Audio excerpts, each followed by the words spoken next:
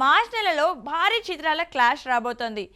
టాక్సిక్తో పోటీ పడుతున్న రణ్వీర్ సింగ్ దురంధర్ 2 రిలీజ్ గురించి రూమర్స్ వచ్చాయి.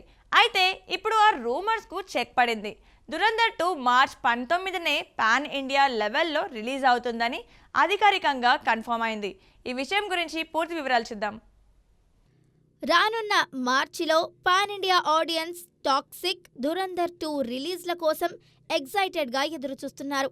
దురంధర్ 2 వాయిదా పడుతుందనే రూమర్స్ వ్యాప్తి చెందాయి. టాక్సిక్ టీం ఎప్పటికప్పుడు అప్డేట్స్ ఇస్తూ వచ్చింది. దురంధర్ యూనిట్ మౌనంగా ఉండటంతో రూమర్స్ మరింత బలపడ్డాయి. ఇటీవల టాక్సిక్ టీజర్ రిలీజ్ అయ్యింది. ఇప్పుడు Dhurandhar 2 team online promotions start చేసింది. వాయిదా రూమర్స్కు పూర్తిగా చెక్ పెట్టింది.